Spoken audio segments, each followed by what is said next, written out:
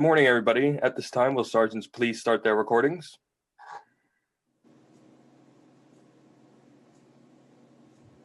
Your recording is on. Thank you. Our recording is on. Thank you. Backup is rolling. Thank you. And Sergeant Bradley, if you'd be able to start with your opening statement. Good morning and welcome to today's New York City Council vote of the Committee on Finance. At this time, all panelists turn their videos on. Thank you for your cooperation. You may begin, Chair. Thank you very much and good morning. My name is Councilmember Daniel Drum and I'm Chair of the Finance Committee. I'd like to welcome everyone who's here. Councilmember Koslowitz, Van Bremer, Gibson, Cornegy, Rosenthal, Grodenchik, Adams, Amphrey Samuel, Ayala, Moya, Powers, Lewis, Diaz, Matteo, and Councilmember and Majority Leader Cumbo is here as well. Today, the committee will be voting on one item, proposed intro 2166B. The bill, sponsored by Councilmember Adams by request of the mayor, relates to the city's tax lien sale. The tax lien sale is the city's primary tool to ensure the timely payment of property taxes, water and sewer charges, and certain other municipal charges. Before the lien sale program was introduced, the number of tax delinquent properties averaged 4.4% for the 3 years that preceded the program. In contrast, in fiscal 2020, approximately 98% of all property owners paid their property taxes in full and on time. This is significant because currently every percentage point of delinquency equates to approximately $300 million in lost revenue for the city, revenue which is used to provide vital services to all New Yorkers. But while the council recognizes that it's important to hold all property owners accountable, we must also strike a balance to ensure that the tax lien sale does not compound the financial distress experienced by many homeowners, especially now during these difficult economic times brought on by COVID-19. For the past several months, the council has met with property owners, the administration, and community-based organizations to discuss the proposed issues surrounding the tax lien sale process. Proposed intro number 2166B and the additional terms of agreement between the council and the mayor take major steps towards providing deeper protections and resources to homeowners by, among other things, one, creating a COVID-19 exemption for calendar year 2021 for property owners who are experiencing a COVID-related financial hardship.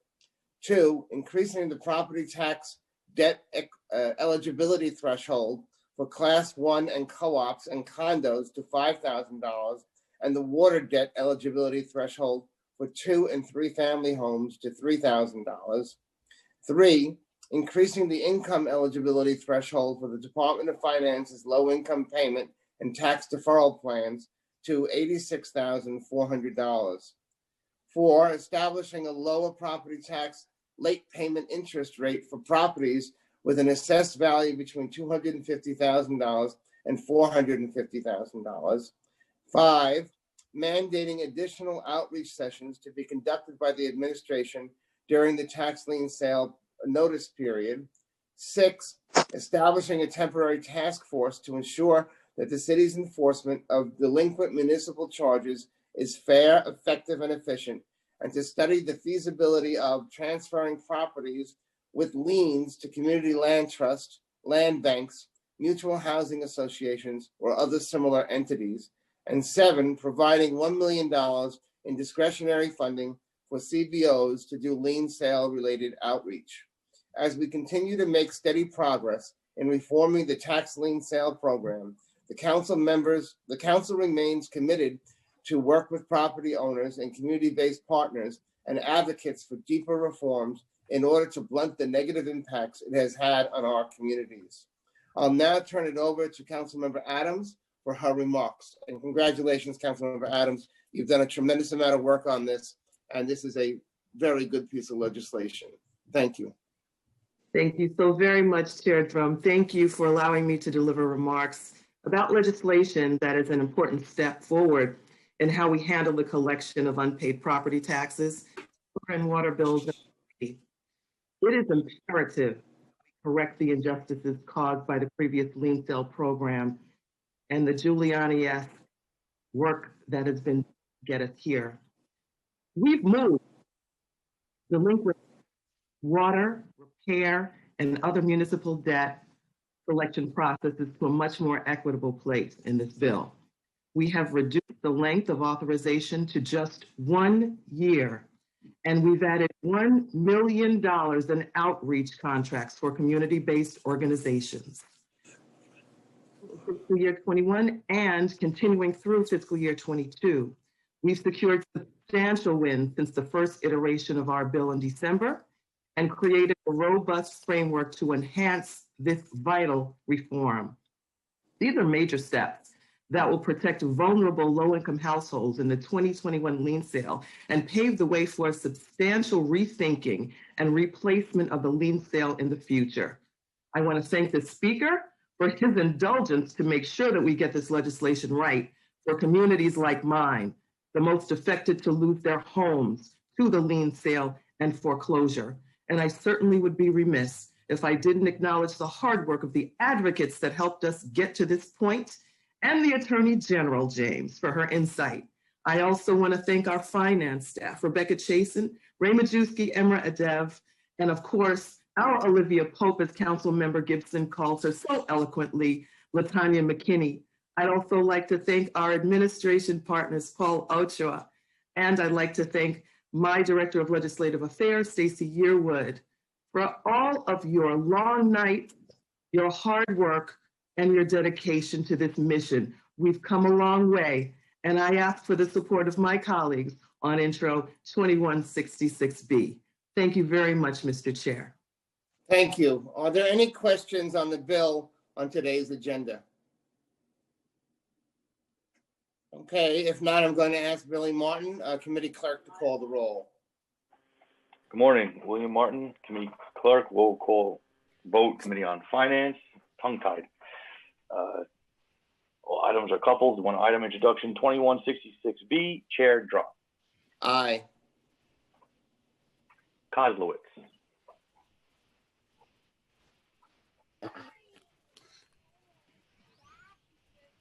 Councilmember Kozlowitz. Aye. Thank you. Van Bramer. No. Gibson. Permission to explain? Mr. Chair? Yes, of course. I'm Oh, sorry. okay. Thank you, Chair Drum, and good morning, colleagues. I want to speak up in support of this legislation. I know the tremendous amount of work that our colleague, Councilmember Adams, has done, and I also know we received a lot of input from our Attorney General, Letitia James, as well as a lot of advocacy groups that had reached out to us when this bill was first put on the agenda last year. I'm especially pleased that there is discretionary money that will be allocated to many of our community organizations on the ground who have the ability to provide a significant amount of outreach to many of our property owners. I think in light of a global pandemic, we have to be mindful of the reality of what we're facing, but we also have to provide the support that many of our property owners need, particularly those hardest hit by the pandemic that lost revenue and lost income, and many of whom are owners of color. We always talk about communities hardest hit by COVID-19, and I think we have to recognize that in this day, we have to provide the support needed on the ground. So I really want to thank the advocates that have reached out to our office since then to try to make this bill better and enhance it and really provide the critical support for all of our property owners across the city of New York. So thank you again, Chair Adams. Great work to all the advocates. Thank you. Great step forward today, and I vote aye on today's agenda. Thank you. Cornegie. Permission to explain as well. Of course. Thank you so much, Chair. Thank you to the bill sponsor, Adrienne Adams. I watched from the sidelines as she grinded this out on behalf of communities like mine and like hers that are the most disproportionately impacted by everything from lien sale to third-party transfer to deed theft and deed fraud So I know for a fact that she was incredibly thoughtful. I want to thank the advocates who she listened to, by the way. So this is what it looks like when we work with the advocates, when we work together as a council, as a co-equal branch of the administration to get something done, we get it done. I want to thank the finance team who spent countless hours, I am sure, trying to get this bill. There's no such thing as a perfect bill, but this comes pretty damn close. So I vote aye. Thank you. Combo.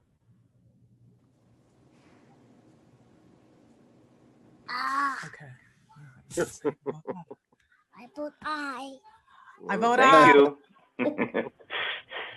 That's Prince. Rosenthal. You know, with congratulations to and great admiration of Councilmember Adams, I proudly vote aye and will not repeat the very apt description of why this is so important. But Council Members Gibson and Cornegie nailed it. So really, really impressive work. I vote aye again. Thank you. Gordenchik. I vote aye, and I want to congratulate my my colleague and my dear friend Adrian Adams. I know that this has not been easy. It's a very, very difficult issue for many parts of New York City, especially my community, community boards 12 and 13, which have some of the highest foreclosure rates in the state of New York. And we are working desperately to try to keep people in their houses in this pandemic. And I want to thank Councilwoman Adams for all our hard work here, and I vote aye. Adams. I thank my colleagues for your support and your gracious remarks. I do vote aye. Ampry Samuel. Recognizing Councilmember Adams for all your hard work, I vote aye. Ayala. I want to congratulate Councilmember Adams for all of her work. Thank you so much. We all appreciate you, Adrian, and I vote aye. Moya. Congratulations to Councilmember Adams, who worked tremendously hard. I know how hard she worked. I would call her on the phone all the time, asking a lot of questions. So I want to thank you so much for all that you've done, and I'll be voting aye. Powers. I vote aye. Thanks. Lewis. Congratulations, Councilmember Adams, and congratulations also, and I want to thank the countless advocates who helped push the administration in the right direction to make these changes. Thank you. Darma Diaz.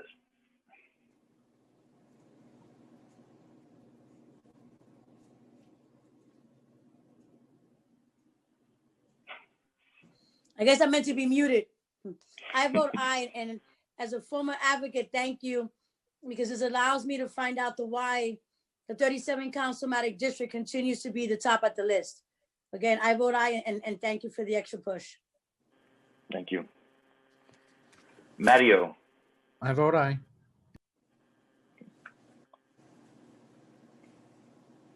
Councilmember Cumbo, did you want to edit your vote? I see your hand is raised. No, that's Prince raising his hand. Okay, no problem. Hold on, I'm waving back. Hello. All right, by a vote of 15 in the affirmative, 1 in the negative, and no abstentions, introduction 2166B has been adopted by the committee. Thank you. Okay, I want to thank you very much. And with that, this meeting is adjourned at 9:23 in the morning. Thank you, everybody.